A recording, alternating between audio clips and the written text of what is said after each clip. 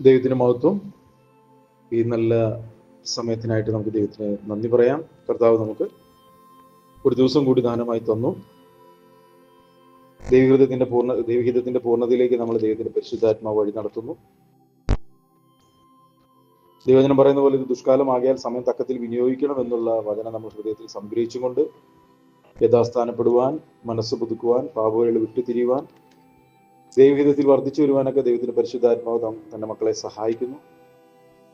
ബലഹീനതകളുണ്ട്, എന്നാൽ ദൈവം പകരുന്ന കൃപ നമ്മളെ ബലഹീനതകളൊക്കെ മാറ്റി ബലപ്പെടുത്തി നിലനിൽക്കുന്ന നിത്യതയിലാക്കി ജീവിക്കാനായിട്ട് നമ്മളെ സഹായിക്കുന്നു. കാരണം ലോകം അതിന്റെ മോഹം എല്ലാം ഒഴിഞ്ഞു പോകുന്നതാണ്. ലോകം അതിന്റെ അന്ത്യത്തിലേക്ക് പോകുന്നു. ലോക സംഭവങ്ങൾ, പ്രാദേശിക സംഭവങ്ങൾ അത് വിളിച്ചോതുന്നു.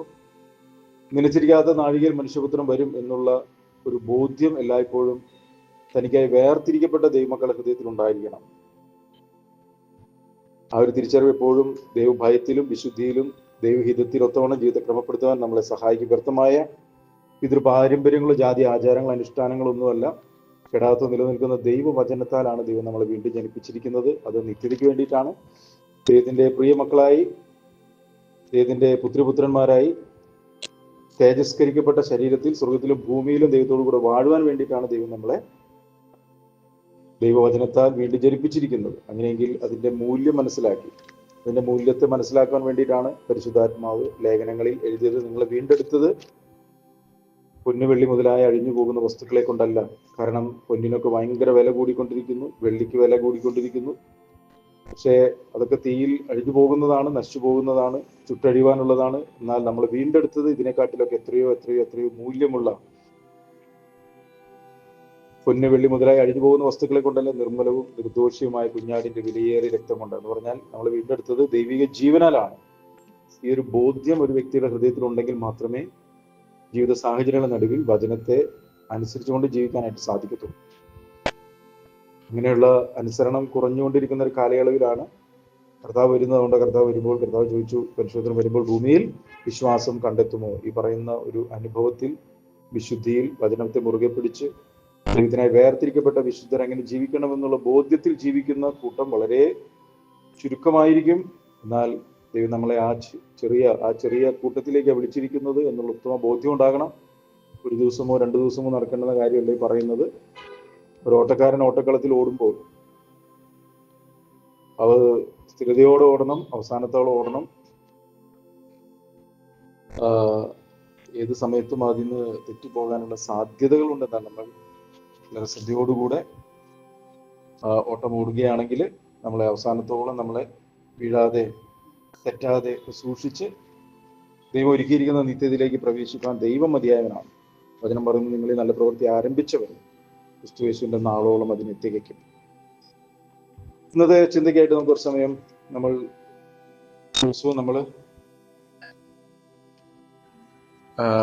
ദിവസവും നമ്മുടെ ജീവിതത്തിൽ ദിനം പ്രതി പല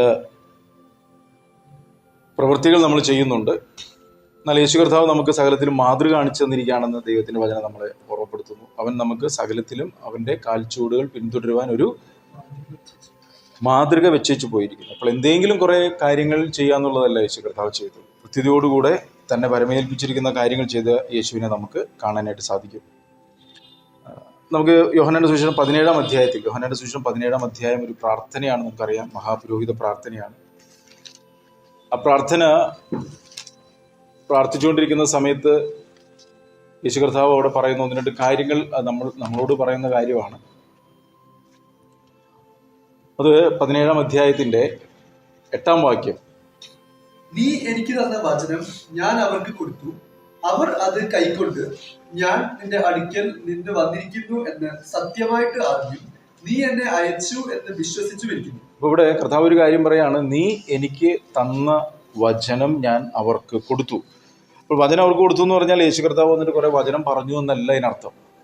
മത്തായിയുടെ സുവിശേഷം 5:48 ഇങ്ങനെ പറയുന്നത്, എൻ്റെ സ്വർഗീയ പിതാവ്, നിങ്ങളുടെ സ്വർഗീയ പിതാവ് സൽഗുണപൂർണനാണ്. സൽഗുണപൂർണനായിരിക്കുന്ന സ്വർഗീയ പിതാവിന്റെ സൽഗുണപൂർണത എന്താണെന്ന് തൻ്റെ വ്യക്തി ജീവിതം കൊണ്ട് യേശു കർത്താവോട് വെളിപ്പെടുത്തി. കൃപയുള്ളവനായി, കരുണയുള്ളവനായി, മനസ്സലിവുള്ളവനായി, നീതിയുള്ള ന്യായാധിപതിയായി, എല്ലാ കാര്യങ്ങളും എങ്ങനെയാണ് ദൈവം കാര്യങ്ങൾ ചെയ്യുന്നത് അത് പുത്രൻ വെളിപ്പെടുത്തി. അപ്പോൾ നീ എനിക്ക് തന്ന വചനം ഞാൻ അവർക്ക് കൊടുത്തു എന്ന് പറഞ്ഞാൽ അതിനർത്ഥം തൻ്റെ ജീവിതം കൊണ്ടാണ് അത് വെളിപ്പെടുത്തി തന്നത്, അല്ലാതെ വെറുതെ കുറെ വചനം പറയുകയല്ല ചെയ്തത്. അപ്പോൾ ഇത് നമ്മൾ മനസ്സിലാക്കണം. വചനമായവൻ, അല്ലെ, യോഹന്നാന്റെ സുവിശേഷം തുടങ്ങുമ്പോൾ തന്നെ പറയുന്നത് എന്താ? ആദിയിൽ വചനം ഉണ്ടായിരുന്നു, അല്ലെ, അങ്ങനെയല്ല തുടങ്ങുന്നത്. വചനം ദൈവത്തോട് കൂടെ ആയിരുന്നു, വചനം ദൈവമായിരുന്നു, അവൻ ആദിയിൽ ദൈവത്തോട് കൂടെ ആയിരുന്നു, സകലവും അവൻ മുഖാന്തരം ഉളവായി, ഒന്നും അവനെ കൂടാതെ ഉളവായതല്ല, അവനിൽ ജീവൻ ഉണ്ടായിരുന്നു, ജീവൻ മനുഷ്യരുടെ വെളിച്ചമായിരുന്നു. അപ്പൊ ഈ വെളിച്ചം എങ്ങനെയാ പ്രകാശിച്ചത്? ഈ ലോകത്ത് വന്നിട്ട് യേശുവിന്റെ ജീവിതം വെളിച്ചമായി തീർന്നു. അങ്ങനെയാണ് മറ്റുള്ളവർ വെളിച്ചത്തിൽ നടക്കാനും അവരുടെ ഉള്ളിൽ മറഞ്ഞു കിടക്കുന്ന ഇരുട്ടുകളൊക്കെ മാറിപ്പോകാനും ഒക്കെ ഇടയായി തീർന്നു. അതാണ് നീ എനിക്ക് തന്ന വചനം ഞാൻ അവർക്ക് കൊടുത്തു എന്ന് പറഞ്ഞത്. അപ്പൊ ഇത് എന്തിനാ നമുക്ക് തന്നത്? ഈ വചനം നമുക്ക് തന്നത് നമ്മളും എന്ത് ചെയ്യണം? ഇനി ആ കർത്താവ് നടന്നതുപോലുള്ള ഒരു ജീവിതം നമ്മളും നടക്കണം. അതിനാ വചനം നമുക്ക് തന്നിരിക്കുന്നത്. അതുകൊണ്ട് ലേഖനത്തിൽ പറയുന്നത് വചനം ഐശ്വര്യമായി സകല ജ്ഞാനത്തോടും കൂടെ നിങ്ങളുടെ ഹൃദയങ്ങളെ എന്ത് ചെയ്യണം? വസിക്കണം, വാഴണം. ഇവിടെ പറയുന്ന അതേ അനുഭവത്തിൽ നമ്മൾ ജീവിക്കണം. എന്ത്? വചനം ജഡമായി തീർന്നു, കൃപയും സത്യവും നിറഞ്ഞവനായി നമ്മുടെ ഇടയിൽ പാർത്തു എന്ന് പറയുന്നില്ലേ? ഇതുപോലെ നമ്മളും ഈ വക്രതയും കോട്ടമുള്ള ഈ ജനതയുടെ നടുവിൽ നമ്മളും പാർക്കണം. എങ്ങനെ? വചനം ജഡമായി തീർന്ന് കൃപയും സത്യവും നിറഞ്ഞവനായി യേശു ജീവിച്ചതുപോലെ നമ്മൾ ജീവിക്കണം. അങ്ങനെ ജീവിക്കണമെങ്കിൽ അതിനാണ് ദൈവം പുത്രനായി യേശുവിനെ ജനിപ്പിച്ചതുപോലെ നമ്മളെ ജനിപ്പിച്ചത്. എങ്ങനെ? കെടാത്തത് നിലനിൽക്കുന്ന ദൈവവചനത്താൽ നമ്മളെ വീണ്ടും ജനിപ്പിച്ചത് എന്തിനു വേണ്ടിയിട്ടാ? നമ്മൾ യേശു ജീവിച്ചതുപോലുള്ള ഒരു ജീവിതം ജീവിക്കാൻ വേണ്ടിയിട്ടാ. മനസ്സിലായോ? അപ്പോൾ നമ്മുടെ ജീവിതത്തിൽ അതുപോലെ തന്നെയാണ്, യേശു ജനിച്ചതുപോലുള്ള ഒരു ജനനം തന്നെയാണ് ദൈവം നമ്മുടെ ഉള്ളിൽ തന്നിരിക്കുന്നത്. യേശു ക്രിസ്തുവിലുള്ള വിശ്വാസത്താൽ ദൈവത്തിന്റെ പരിശുദ്ധാത്മാവ് നമ്മുടെ ആത്മാവിലേക്ക് വന്ന് നമ്മുടെ ആത്മാവിനെ വീണ്ടും ജീവിപ്പിച്ചു. എന്തിനു വേണ്ടി? നമ്മളിവിടെ യേശു ജീവിച്ചതുപോലുള്ള ഒരു ജീവിതം ജീവിക്കണം. അപ്പോൾ ഇവിടെ എങ്ങനെയാണ് അത് നമുക്ക് ജീവിക്കാൻ സാധിക്കുക എന്ന് നമ്മൾ മനസ്സിലാക്കണമെങ്കിൽ വചനത്തിലേക്ക് ഉറ്റുനോക്കണം. അപ്പോൾ ഇവിടെ യേശു കർത്താവ് പറയാണ്, നീ എനിക്ക് തന്ന വചനം ഞാൻ അവർക്ക് കൊടുത്തു. അപ്പോൾ എങ്ങനെയാണ് ആ വചനം നമുക്ക് തന്നത് എന്ന് കർത്താവോട് പറയുന്നുണ്ട്. അതിന്റെ 4-ാം വാക്യത്തിൽ 17:4 വായിച്ചു കഴിഞ്ഞാൽ, ഞാൻ ഭൂമിയിൽ നിന്നെ മഹത്വപ്പെടുത്തി നീ എനിക്ക് ചെയ്യുവാൻ എന്ന പ്രവൃത്തി തികച്ചിരിക്കുന്നു. കാരണം ഇവിടെ യേശു കർത്താവ് എന്തെങ്കിലും കുറെ പ്രവൃത്തി ചെയ്യല്ല ചെയ്തത്. വചനത്തിന്റെ അനുസരണം തൻ്റെ ജീവിതത്തിൽ നിറവേറേണ്ടുന്നതായിട്ടുള്ള പ്രവൃത്തി യേശു ചെയ്തത്. മനസ്സിലായി ഞാൻ പറയുന്നത്? യേശു എന്തെങ്കിലും കുറെ കാര്യങ്ങൾ പ്രവർത്തിക്കല്ല ചെയ്തത്. തൻ്റെ മത്തായിയുടെ സുവിശേഷത്തിൽ ഒരു വാക്യമുണ്ട്. മത്തായിയുടെ സുവിശേഷം 5:13 ഒന്ന് വായിച്ചേ.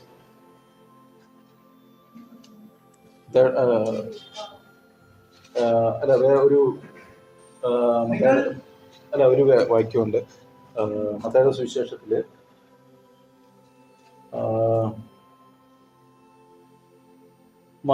ലൂക്കോസിന്റെ സുവിശേഷം 3:23. ലൂക്കോസിന്റെ സുവിശേഷം 3-ാം അധ്യായം 23-ാം വാക്യം. അവിടെ ഒരു കാര്യം പറയുന്നുണ്ട്. ലൂക്ക് 3:23.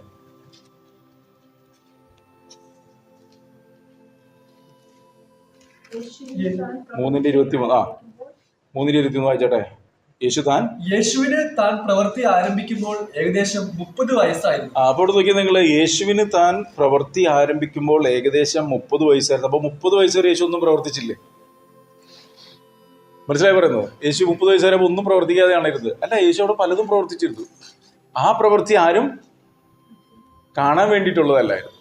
മനസ്സിലായില്ലേ? ഇപ്പൊ നമ്മളെ സംബന്ധിച്ചിടത്തോളം നമ്മളെ ജീവിതത്തിലും ആരും കാണാൻ വേണ്ടിയിട്ടല്ല നമ്മൾ എന്ത് ചെയ്യുന്നത്, എന്തെങ്കിലും പ്രവർത്തിക്കേണ്ടത്. 30 വയസ്സ് വരെ തൻ്റെ ജീവിതത്തിൽ പുറമെ വെളിപ്പെടുത്തുന്ന ഒരു ജീവിതമല്ലായിരുന്നു, പിതാവിനെ വെളിപ്പെടുത്തുന്ന ഒരു ജീവിതമായിരുന്നു. അഥവാ പിതാവ് പ്രസാദിക്കുന്ന ഒരു ജീവിതമായിരുന്നു.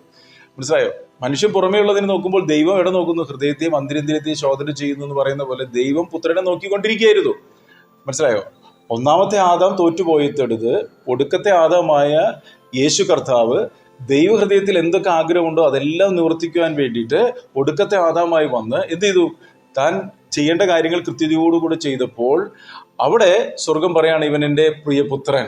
മനസ്സിലായോ? അത് ഒന്നും പുറത്ത് വെളിപ്പെടാത്ത പരിപാടികളാണ്. കാരണം എല്ലാവരും യേശു ദൈവപുത്രനാണെന്ന് അവനെ അറിയുന്ന കുറെ പേര് മനസ്സിലാക്കിയെങ്കിലും പ്രത്യേകിച്ച് ഒന്നും ചെയ്യുന്നില്ല. അവരൊരു മശിഹായ്ക്ക് വേണ്ടി കാത്തിരിക്കുന്നു, രാജാവിന് വേണ്ടി കാത്തിരിക്കുന്നു, അടിമത്തത്തിൽ അവരെ വിടിവിക്കുന്ന ഒരു വിമോചകന് വേണ്ടി കാത്തിരിക്കുമ്പോൾ യേശു കർത്താവ് 30 വയസ്സ് വരെ ഒന്നും ചെയ്യുന്നില്ല. പ്രത്യേകിച്ച് തച്ചൻ്റെ മകനായി പണി ചെയ്തുകൊണ്ട് നിൽക്കുക ചെയ്യുന്നത്. മനസ്സിലായോ? അപ്പോൾ ഇവിടെ പറയാണ്, യേശു താൻ പ്രവൃത്തി ആരംഭിക്കുമ്പോൾ ഏകദേശം 30 വയസ്സായിരുന്നു എന്ന് പറഞ്ഞാൽ അതിനർത്ഥം എന്ന് പറഞ്ഞാൽ 30 വയസ്സ് വരെ താൻ പ്രവർത്തിച്ചത് പിതാവിൻ്റെ ഹിതമായിരുന്നു. പിതാവിൻ്റെ ഹിതം മനസ്സിൽ ഹൃദയത്തിൽ സംഗ്രഹിച്ചും കൊണ്ട് അത് താൻ ഓരോ കാര്യങ്ങളിലും കൃത്യതയോടുകൂടെ ചെയ്തു. ആർക്കും വെളിപ്പെടുത്തിയില്ല, പക്ഷെ സ്വർഗം അത് കണ്ടു. സ്വർഗം അതുകൊണ്ട് കണ്ടതുകൊണ്ടാണ് പറയുന്നത് യോഹന്നാന്റെ കൈക്കീഴ് സ്നാനം ഏൽക്കുമ്പോൾ യോഹന്നാന് മനസ്സിലായി ആര് യേശുവാണ് വരുവാനുള്ള മശിഹ എന്ന് മനസ്സിലായി അല്ലെ. കാരണം മരുഭൂമിയിലായിരുന്നപ്പോൾ മരുഭൂമിയിൽ വെച്ച് തന്നോട് പറഞ്ഞവൻ പറഞ്ഞിരുന്നു, ആരുടെ മേൽ പരിശുദ്ധാത്മാവ് വരുന്നത് നീ കാണുന്നുവോ അവനാണ് മിശിഹ, അവനാണ് അവനാണ് മശിഹ എന്ന് വെളിപ്പെടുത്തിയിരുന്നു. മനസ്സിലായി.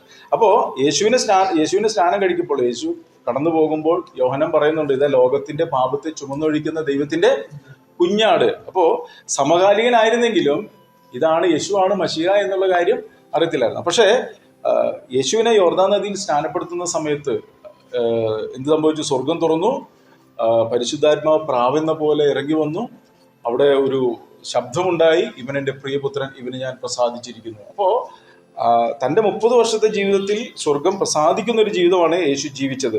പക്ഷെ ഇവിടെ പറയാ, യേശുവിന് താൻ പ്രവൃത്തി ആരംഭിക്കുമ്പോൾ ഏകദേശം 30 വയസ്സായിരുന്നു.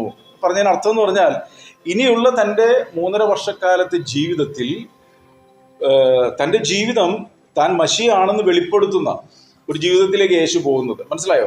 അതുകൊണ്ടാണ് ഇവിടെ യോഹന്നാന്റെ സുവിശേഷം 17-ാം അധ്യായം 4-ാം വാക്യത്തിൽ പറയുന്നത്, ഞാൻ ഭൂമിയിൽ നിന്നെ മഹത്വപ്പെടുത്തി, നീ എനിക്ക് ചെയ്യുവാൻ തന്ന പ്രവൃത്തി തികച്ചിരിക്കുന്നു.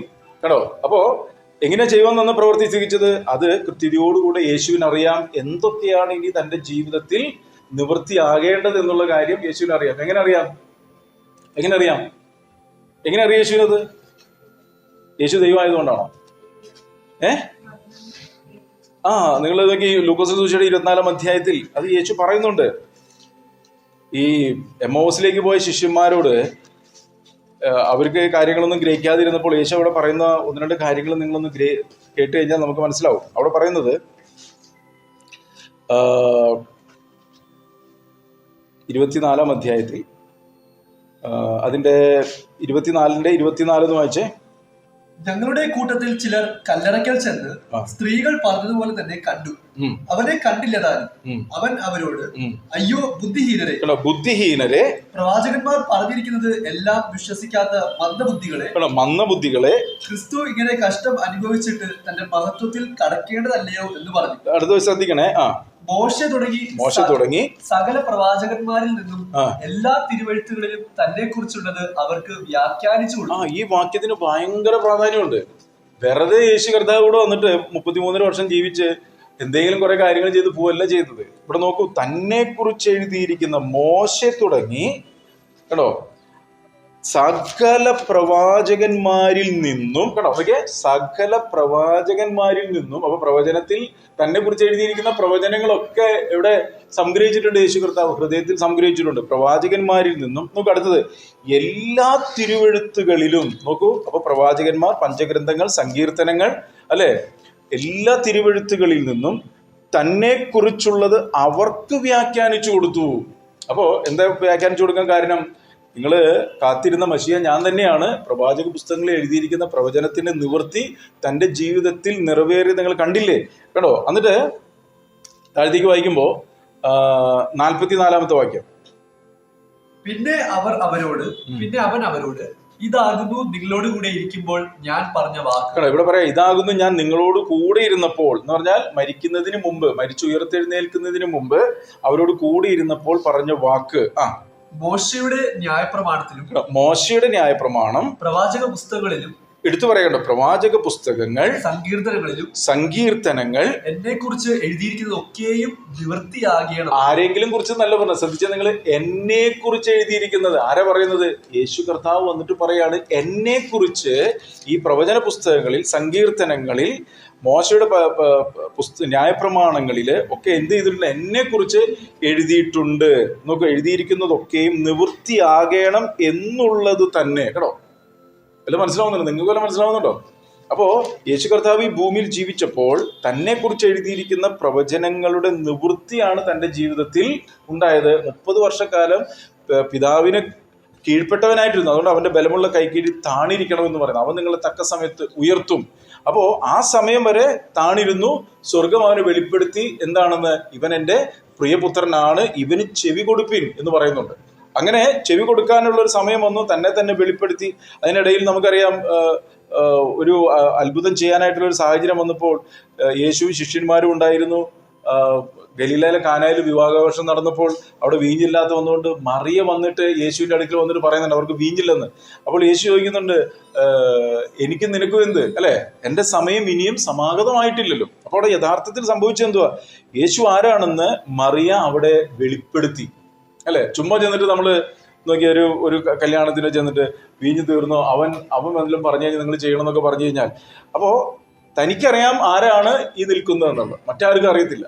പക്ഷെ അവിടെയുള്ളവരോട് എന്ത് ചെയ്തു, ഇവൻ മശിയാണ്, ഇവൻ ദൈവമാണ്, ഇവന് ഇവിടെ നിങ്ങൾ ഈ ഒരു സാഹചര്യത്തിൽ പ്രവർത്തിക്കാൻ കഴിയുന്ന ഇവന് മാത്രമാണ് എന്നുള്ള കാര്യം വെളിപ്പെടുത്തി അവിടെ. എന്നിട്ടാണ് യേശു പറയുന്നത് ഭരണികളിൽ വെള്ളം നിറയ്ക്കാൻ പറയുന്നത്. അവിടെയാണ് യേശു ആദ്യമായിട്ടുള്ള അടയാളം ചെയ്യുന്നത്. അതുവരെ യേശു ഒരു അടയാളം ചെയ്തിട്ടില്ല.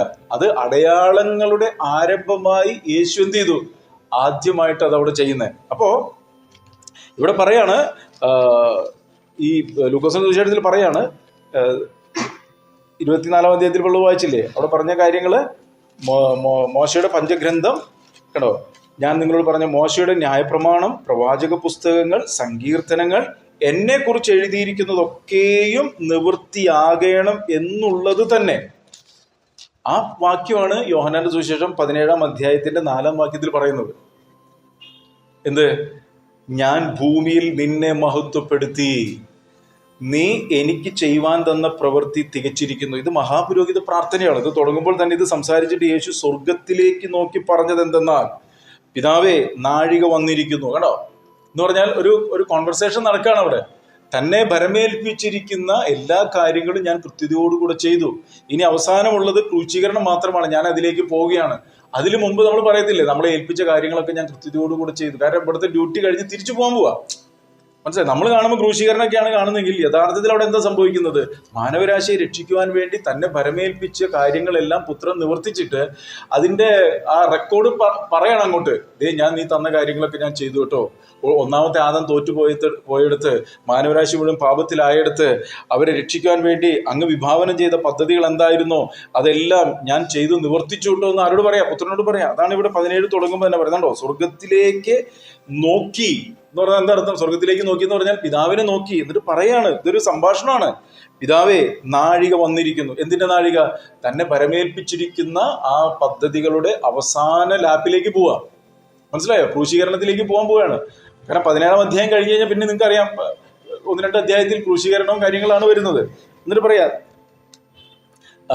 നിന്റെ പുത്രൻ നിന്നെ മഹത്വപ്പെടുത്തേണ്ടതിനെ പുത്രനെ മഹത്വപ്പെടുത്തേണമേ. നീ അവന് നൽകിയിട്ടുള്ള എല്ലാവർക്കും കടോ അവൻ നിത്യജീവനെ കൊടുക്കേണ്ടതിന് നീ സകല ജഡത്തിന്റെ മേലും അവന് അധികാരം നൽകിയിരിക്കുന്നുവല്ലോ. അപ്പോൾ സകല ജഡത്തിന്റെ മേലും ആർക്ക് അധികാരം നൽകിയിരിക്കുന്നത്? പുത്രനാണ് നൽകിയിരിക്കുന്നത്.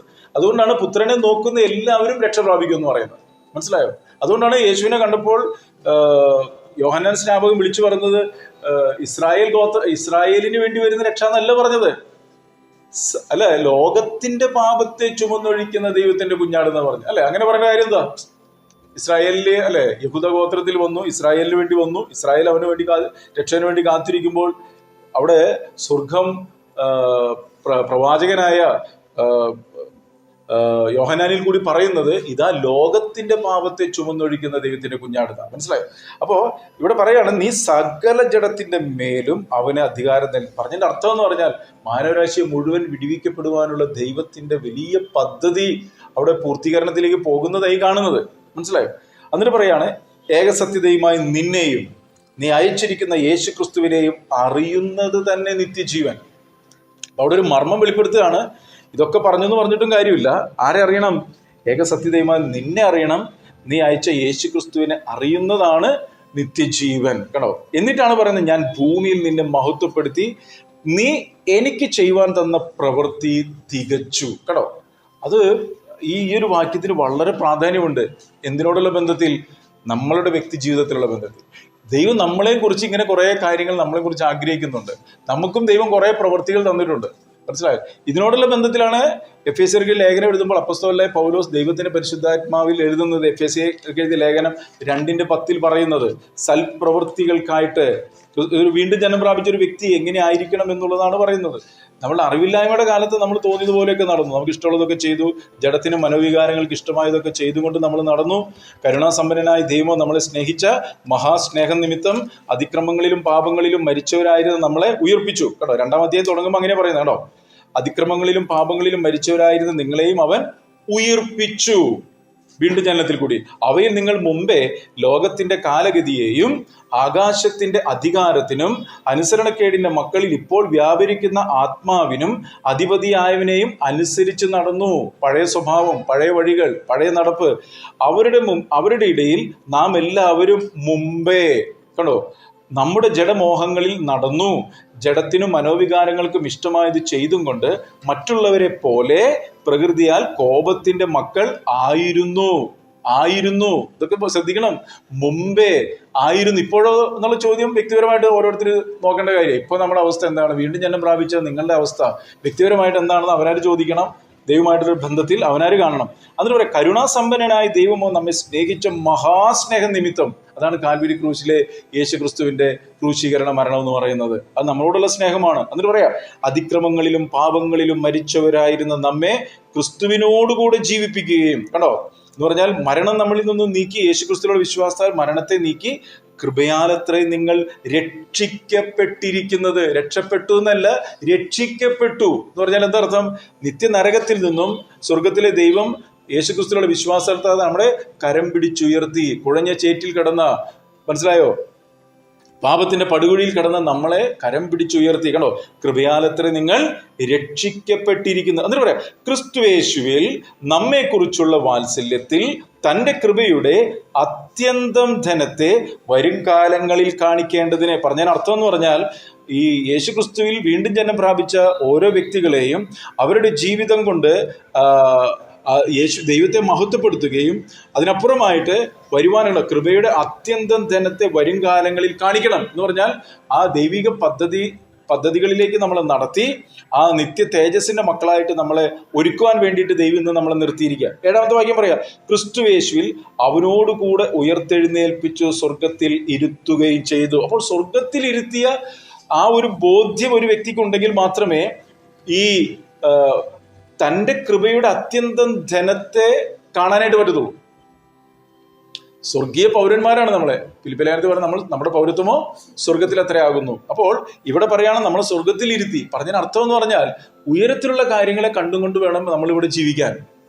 ഇനി പഴയ കാലങ്ങളെ ഓർത്തുകൊണ്ട് നമ്മൾ ജീവിക്കരുത്. ഈ നശിച്ചു പോകുന്ന കാര്യങ്ങളാൽ നിറയപ്പെട്ട ഒരു മനസ്സായിട്ടല്ല നമ്മൾ നടക്കേണ്ടത്. ഫസ്റ്റ് പ്രയോറിറ്റി ഇപ്പോഴും ആർക്ക് കൊടുക്കണം? കർത്താവിന് കൊടുക്കണം എന്നായി പറഞ്ഞതിനർത്ഥം. കണ്ടോ, ക്രിസ്തുയേശുവിൽ അവനോടുകൂടെ ഉയർത്തെഴുന്നേൽപ്പിച്ചു സ്വർഗത്തിലിരുത്തി.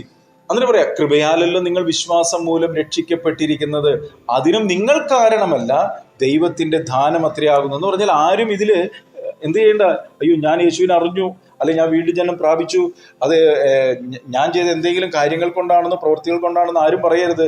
അത് ഇവിടെ പറയാണ്, ദൈവത്തിന്റെ കൃപയാണ് അതിന് കാരണം. ദൈവത്തിന്റെ ദാനം അത്രയാകും. എന്നിട്ട് പറയാ, ആരും പ്രശംസിക്കാതിരിപ്പാൻ പ്രവൃത്തികളും കാരണമല്ല. നമ്മൾ എന്തെങ്കിലും പുണ്യപ്രവൃത്തി ചെയ്തുകൊണ്ടോ നല്ല പ്രവൃത്തി ചെയ്തുകൊണ്ടോ, പലരും പറയല്ലോ ഞാൻ അങ്ങനെ വലിയ പാപമൊന്നും ചെയ്തിട്ടില്ല, ഞങ്ങൾ അങ്ങനെ വലിയ പ്രശ്നങ്ങൾ, നമ്മൾ അങ്ങനെ ഒന്നും ചെയ്യേണ്ട കാര്യമില്ല, നമ്മൾ ജനനത്തിലെ പാപികളാണ്, ഏകന്റെ അനുസരണം കേട്ടിനാൽ എല്ലാവരും പാപത്തിലായി. അപ്പൊ പാപം ചെയ്ത് പാപിയായതല്ല, പാപത്തിൽ ജനിച്ചത് കൊണ്ടാണ് ഒരു വ്യക്തി എന്ത് ചെയ്യുന്നത്? പാപിയായി തീരുന്നത്. ആ പാപത്തിൽ നിന്ന് നമ്മളെ യേശുക്രിസ്തു രക്ഷിച്ചു. കേട്ടോ, നമ്മളെ വിടുവിച്ചു, നിത്യജീവൻ തന്നു. അതാണ് ഇവിടെ പറയുന്നത്. എന്നിട്ട് പറയുന്ന വാക്ക്, ഈ വാക്യത്തിലേക്ക് വരാൻ വേണ്ടിയിട്ടാണ് ഞാനിപ്പോൾ ഇത് മുഴുവൻ പറഞ്ഞത്. 10-ാം വാക്യത്തിൽ പറയുന്നത്, നാം അവന്റെ കൈപ്പണിയായി സൽപ്രവൃത്തികൾക്കായിട്ട് ക്രിസ്തു യേശുവിൽ സൃഷ്ടിക്കപ്പെട്ടവരാകുന്നു. കണ്ടോ, അപ്പൊ പണ്ട് നമ്മൾ അറിവില്ലായ്മയുടെ കാലങ്ങളിൽ നമ്മൾ തോന്നിയ പോലെയൊക്കെ ജീവിച്ചു. വീണ്ടും ജനനം പ്രാപിച്ചതിന് ശേഷം ഇവിടെ പറയാ, ക്രിസ്തു യേശുവിൽ അവന്റെ കൈപ്പണിയായി സൽപ്രവൃത്തികൾക്കായിട്ടാണ് സൃഷ്ടിച്ചത്. കണ്ടോ, എന്നിട്ട് പറയും, നാം ചെയ്തു പോരേണ്ടതിന് ദൈവം അവ മുന്നൊരുക്കിയിരിക്കുന്നു. ഇതേ കാര്യമാണ് യേശു കർത്താവും ചെയ്തത്. മുന്നൊരുക്കിയ കാര്യങ്ങൾ എവിടെ പറഞ്ഞത് മുന്നൊരുക്കിയെന്ന്? പ്രവാചക പുസ്തകങ്ങളിൽ, സങ്കീർത്തനങ്ങളിൽ, മോശയുടെ പഞ്ചഗ്രന്ഥങ്ങളിൽ തന്നെ കുറിച്ച് എഴുതിയിരിക്കുന്ന പ്രവചനങ്ങൾ. കണ്ടോ, അതാണ്, ആ കാര്യങ്ങളാണ് യേശു ചെയ്തത്. അതുകൊണ്ടാണ് യേശു ചോദിച്ചത്, എന്റെ സമയം ഇനിയും സമാഗതമായിട്ടില്ലല്ലോ. ആയോ? എന്റെ സമയം ആയോ? കണ്ടോ, കാത്തിരിക്കുകയാണ്. ചാടിക്കയറി ചെയ്യാൻ പറ്റാഞ്ഞിട്ടല്ല. ഒരേ സമയം മനുഷ്യനും ഒരേ സമയം ദൈവമാണ് യേശു. മനസ്സിലായോ? ദൈവം ജഡധാരിയെ വന്നിരിക്കുന്നതാണ്. പക്ഷെ ദൈവത്വം വെടിഞ്ഞ് നമുക്ക് മാതൃക കാണിച്ചു തരുവാൻ വേണ്ടി അവിടെ എന്ത് ചെയ്യുക, താണിരിക്കുകയാണ് ദൈവസന്നിധി. പിതാവ് പുത്രനിൽ വസിച്ചും കൊണ്ടാണ് കാര്യങ്ങൾ ചെയ്യുന്നത്. താൻ സ്വയമായി ഒന്നും ചെയ്യുന്നില്ല. അത് യേശു പറയുന്നത്, ഞാൻ സ്വയമായി ഒന്നും ചെയ്യുന്നില്ല, എനിക്കൊന്നും ചെയ്യാൻ പറ്റത്തില്ല, അവൻ എന്നിൽ വസിച്ചുകൊണ്ട് അവൻ്റെ ഇഷ്ടം നിവർത്തിക്കുകയാണ്. കേട്ടോ, അപ്പോൾ ഇവിടെ നമ്മളോട് പറയാണ് എന്ത്, സൽപ്രവൃത്തികൾക്കായിട്ട്. ഒന്ന് വായിച്ചാൽ വാക്യം 10 വാക്യം. നാം അവന്റെ കൈപ്പണിയായി സൽപ്രവൃത്തികൾക്കായിട്ട് ക്രിസ്തു യേശുവിൽ സൃഷ്ടിക്കപ്പെട്ടവരാകും. നാം ചെയ്തു പോരേണ്ടതിന് ദൈവം അവ മുന്നൊരുക്കിയിരിക്കുന്നു. കേട്ടോ, അപ്പൊ ഇവിടെ ചെയ്തു പോരേണ്ടതിന് ദൈവം നമ്മുടെ ജീവിതത്തിൽ മുന്നൊരുക്കിയിട്ടുണ്ട്. ഈ മുന്നൊരുക്കിയിരിക്കുന്ന കാര്യങ്ങൾ നമ്മൾ എന്ത് ചെയ്യണം? തിരിച്ചറിഞ്ഞെങ്കിൽ മാത്രമേ യേശു കർത്താവ് പറഞ്ഞതുപോലെ നമുക്കും എന്ത് ചെയ്യാൻ പറ്റത്തുള്ളൂ, പറയാൻ പറ്റത്തുള്ളൂ. നീ എനിക്ക് തന്ന പ്രവൃത്തി ഞാൻ തികച്ചു എന്ന് നമ്മൾ പറയണമെങ്കിൽ ഈ ഒരു ബോധ്യം നമുക്കുണ്ടാവും. അപ്പൊ നമ്മൾ എന്ത് ചെയ്യണം?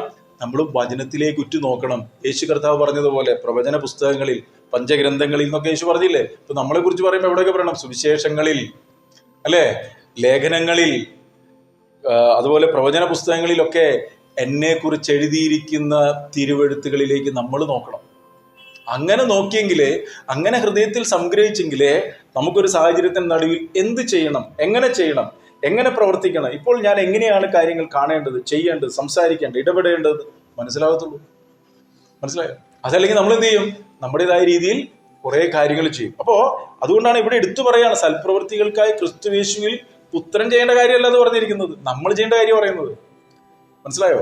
വീണ്ടും ജന്മം പ്രാപിച്ച ദൈവം മക്കൾ ചെയ്യേണ്ട കാര്യത്തെ കുറിച്ച് ലേഖനത്തിൽ പറയുന്നത്, സൽപ്രവൃത്തികൾക്കായി ക്രിസ്തു യേശുവിൽ എന്നെയും നിങ്ങളെയും സൃഷ്ടിച്ചിരിക്കുന്നു. മാത്രമല്ല, എന്തെങ്കിലും നിങ്ങൾ കുറെ കാര്യങ്ങൾ ചെയ്തിട്ട് അങ്ങ് പോകാനല്ല പറഞ്ഞത്, ചെയ്തു പോരേണ്ടതിന് ദൈവം അവ മുന്നൊരുക്കി എന്ന് പറഞ്ഞാൽ ഓരോ ദിവസവും നമ്മൾ എന്ത് ചെയ്യണമെന്ന് ദൈവം നിശ്ചയിച്ചിട്ടുണ്ട്. കാരണം എന്തുവാ?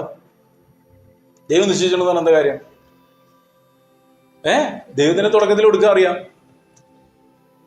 ഞാൻ യാക്കോബിനെ സ്നേഹിച്ചു ഏശാവിനെ ദേഷിച്ചു എന്ന് പറയുമ്പോൾ ഇവർ ജനിച്ചിട്ടില്ല. യാക്കോബ് ഏശാവ് ജനിച്ചു ആ സമയത്ത് ഇല്ല. പക്ഷെ ദൈവത്തിന് അറിയാം ഇവരെന്ത് ചെയ്യുമെന്ന്.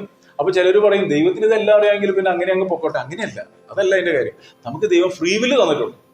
മനസ്സിലാവുന്നുണ്ടോ? ഫ്രീ വില്ലില് നമ്മൾ എന്ത് ചെയ്യണം, എന്ത് ചെയ്യരുത് എന്നുള്ളൊരു തീരുമാന സ്വാതന്ത്ര്യമുണ്ട്. പാപത്തിലായിരുന്നപ്പോൾ നമ്മൾ നിയന്ത്രിച്ചുകൊണ്ടിരുന്നത് പിശാചാണെങ്കിൽ, വീണ്ടും ജനനത്തിൽ പരിശുദ്ധാത്മാവ് നമ്മളിലേക്ക് വന്നു. ഈ പരിശുദ്ധാത്മാവ് നമ്മളിലേക്ക് വന്നിട്ട് ഇനി ഒരു സാഹചര്യത്തിന്റെ നടുവിൽ നമ്മൾ എന്ത് ചെയ്യണം? പരിശുദ്ധാത്മാവ് നമ്മളെ വചനത്തിന്റെ അനുസരണത്തിൽ കൂടി നമ്മൾ നടത്തുമ്പോൾ അവിടെ നമ്മളുടെ പൂർണ്ണമായിട്ടൊരു സമർപ്പണം ഉണ്ടെങ്കിൽ മാത്രമേ ദൈവം മുന്നൊരുക്കിയിരിക്കുന്ന സൽപ്രവൃത്തി ഇന്ന് എൻ്റെ വ്യക്തി ജീവിതത്തിൽ വരേണ്ട സാഹചര്യത്തിൽ അത് ചെയ്യാൻ പറ്റത്തുള്ളൂ. അത് ഞാൻ ചെയ്തില്ലെങ്കിൽ എന്ത് സംഭവിക്കും? ആ അവസരം നഷ്ടപ്പെട്ടു പോവുകയാണ്. എന്നേക്കുമായിട്ട് അത് നഷ്ടപ്പെട്ടു പോവുകയാണ്. ആ സമയം നഷ്ടപ്പെട്ടു. ഇങ്ങനെ വരുമ്പോഴാണ് ഈ തേജസ് നഷ്ടപ്പെടുന്നത്. കൊരിന്ത്യർ ലേഖനം 15 പറയുന്നില്ലേ, സൂര്യന്റെ തേജസ് വേറെ, ചന്ദ്രന്റെ തേജസ് വേറെ, നക്ഷത്രങ്ങളുടെ തേജസ് വേറെ, നക്ഷത്രങ്ങളും തമ്മിൽ തേജസ് കൊണ്ട് വ്യത്യാസമുണ്ട്. യേശുവിന്റെ ജീവിതത്തിൽ 33 വർഷം ജീവിക്കാനാണ് ദൈവം അനുവദിച്ചെങ്കിൽ ആ 33 വർഷത്തിനുള്ളിൽ താനെല്ലാം ചെയ്ത് നിവർത്തിച്ചു. ഒരു 2 വർഷം കൂടി നിൽക്കട്ടെ എന്ന് പറഞ്ഞിട്ടില്ല. മനസ്സിലായോ? നീ എനിക്ക് ചെയ്യുവാൻ തന്ന പ്രവൃത്തി ഞാൻ തികച്ചു എന്ന് യേശുവാണ് പറയുന്നത്. എന്ത് കൃത്യതയോടുകൂടെ പറയുന്നത്, മനസ്സിലായോ? അപ്പൊ നമ്മളെ സംബന്ധിച്ചിടത്തോളം നമ്മളും ഈ ഒരു അനുഭവത്തിലായിരിക്കണം. എന്ത്? നമ്മുടെ വ്യക്തി ജീവിതത്തെ പണിതെടുത്ത് ഓരോ ദിവസവും. അതുകൊണ്ട് വളരെ അലർട്ടായിട്ട് നമ്മൾ ജീവിക്കണം, ചുമ്മാ അല്ല. അതുകൊണ്ടാണ് കേൾപ്പാൻ വേഗത, സംസാരിപ്പാൻ സാവധാനം, കോപത്തിന്റെ താമസമുള്ളവരായിരിക്കണം എന്നൊക്കെ പറയുന്നത്.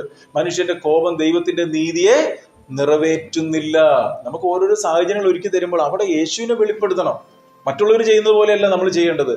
നമ്മൾ ക്രിസ്തുവിനെ വെളിപ്പെടുത്തുന്ന, ക്രിസ്തുവിന്റെ സൗരഭ്യമായിട്ടുള്ള വ്യക്തിത്വങ്ങളായി നമ്മൾ തീരണം. അതാണ് ദൈവം നോക്കുന്നത്. അങ്ങനെ നമ്മൾ സംഭവിക്കുന്നുണ്ടോ? വക്രതയും കോട്ടമുള്ള ഒരു തലമുറയുടെ നടുവിൽ എന്നെ നിർത്തിയിരിക്കുന്നത്, മറ്റുള്ളവരിൽ നിന്ന് എന്ത് വ്യത്യാസം എനിക്കുള്ളതെന്ന് വെളിപ്പെടുത്തണ്ടേ?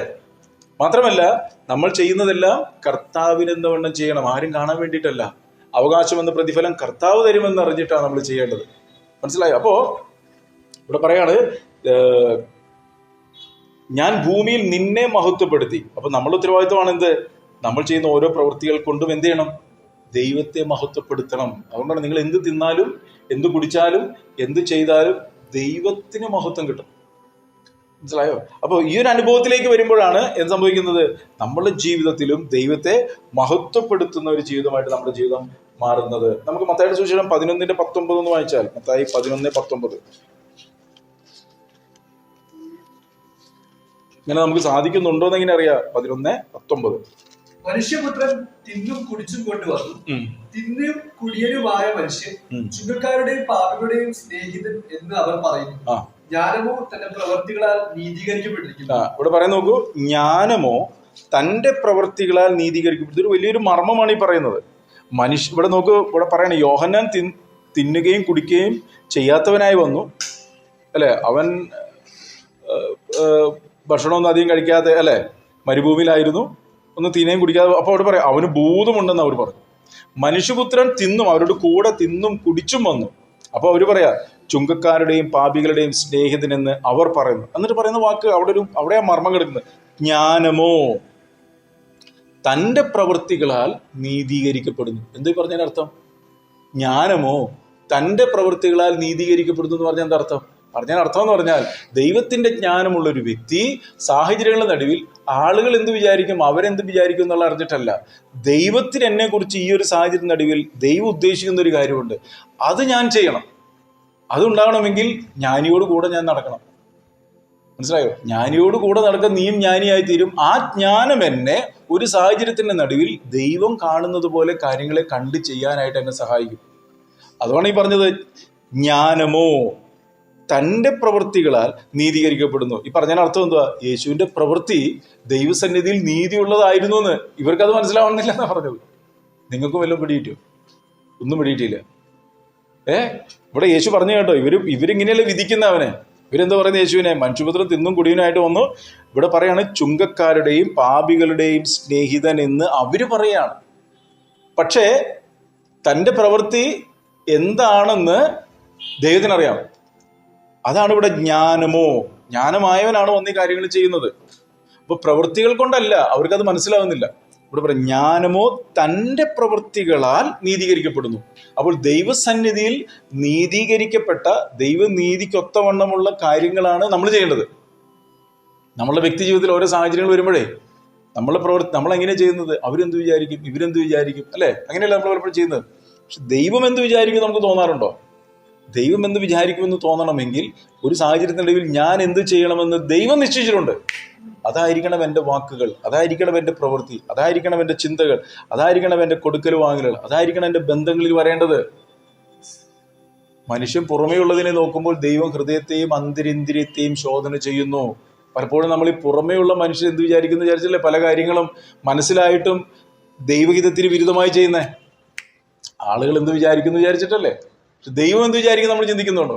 ഈ ആളുകളാണോ നമ്മളെ ന്യായം വിധിക്കാൻ വരുന്നത്? അല്ലല്ല, കർത്താവാണ് നമ്മൾ ന്യായം വിധിക്കുന്നത്. അവനവൻ ശരീരത്തിലിരിക്കുമ്പോൾ ചെയ്ത പ്രവൃത്തികൾ, അവനവൻ ശരീരത്തിലിരിക്കുമ്പോൾ ചെയ്ത പ്രവൃത്തി, നല്ലതാകിലും തീയതാകിലും തക്കവണ്ണം പ്രാപിക്കുവാൻ ഓരോരുത്തൻ, എല്ലാവരും കൂടി നിൽക്കാൻ പറ്റത്തില്ല, ഓരോരുത്തൻ ക്രിസ്തുവിന്റെ ന്യായാസനത്തിക്കാൻ പ്രവൃത്തികൾക്ക് വലിയ പ്രാധാന്യമുണ്ട് ഈ നാളുകളിൽ. മനസ്സിലായോ? ഞാൻ നീയുമായി കാര്യം തീർക്കുന്ന നാളിൽ. ആരുടെ കാര്യം? നിന്റെ കാര്യം, നീ ചെയ്ത കാര്യങ്ങൾ എന്നായി പറഞ്ഞതിന് അർത്ഥം.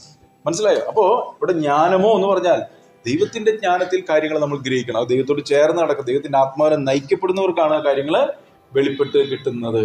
മത്തായിയുടെ സുവിശേഷം 16:27.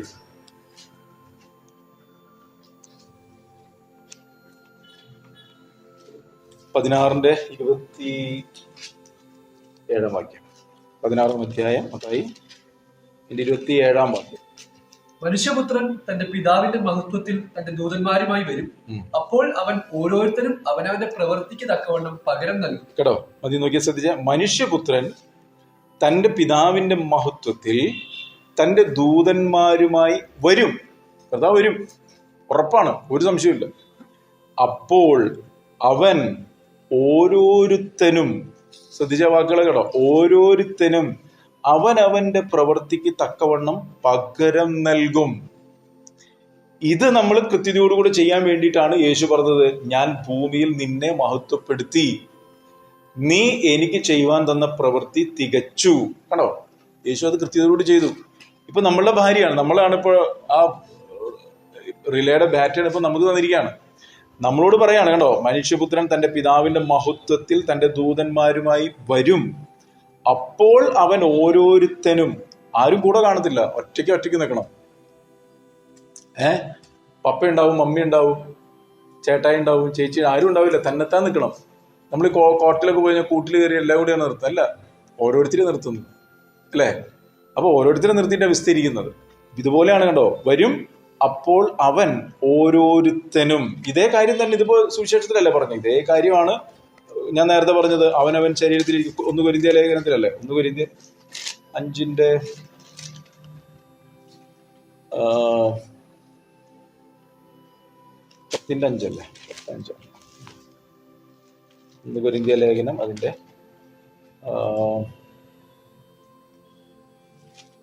2 കൊരിന്ത്യർ 5:10. യെസ്, 2 കൊരിന്ത്യർ ലേഖനം 5-ാം അധ്യായം അതിന്റെ 10-ാം വാക്യം ഒന്ന് വായിച്ച്. അവനവൻ ശരീരത്തിൽ ഇരിക്കുമ്പോൾ ചെയ്തത് നോക്ക്, ശ്രദ്ധിച്ച് പതുക്കെ വായിച്ച്. അവനവൻ, കണ്ടോ, എല്ലാവരും കൂടിയല്ല.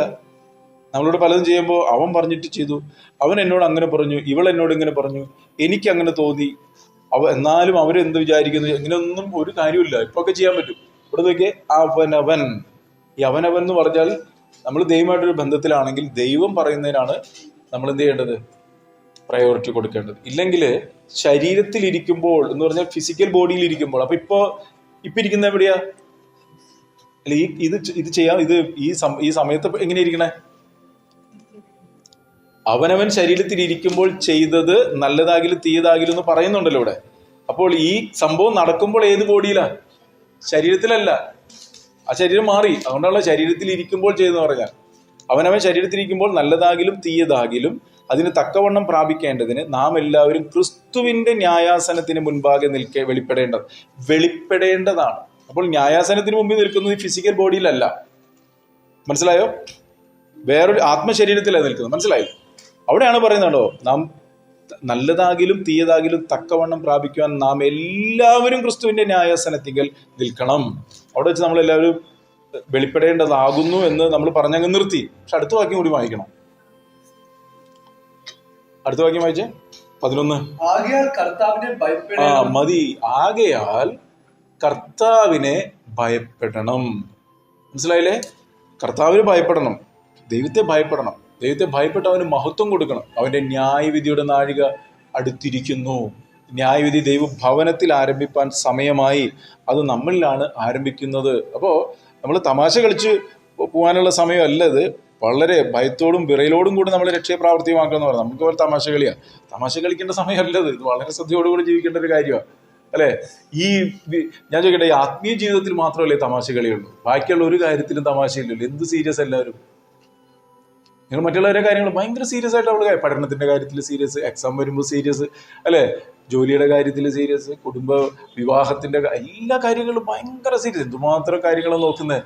ഈ ആത്മീയതയുടെ കാര്യങ്ങൾ വരുമ്പോൾ മാത്രം അതിലൊന്നും വലിയ കുഴപ്പമില്ല. അങ്ങനെയല്ല, മറ്റേതൊക്കെ നിങ്ങൾ ഇച്ചിരി ഡിലേ ആക്കിയാലും കുഴപ്പമില്ല. ഇതിലാണ് ഏറ്റവും കൂടുതൽ സീരിയസ്നെസ് വേണ്ടത്. കാരണം ഇതങ്ങനെ കേട്ടിട്ടില്ല നമ്മള്. കാരണം ഇതിന്റെ പ്രോബ്ലം എന്ന് വെച്ചിട്ടുണ്ടെങ്കിൽ ഇത് അപ്പപ്പോ പ്രശ്നങ്ങൾ ഇത് വരുന്നില്ല.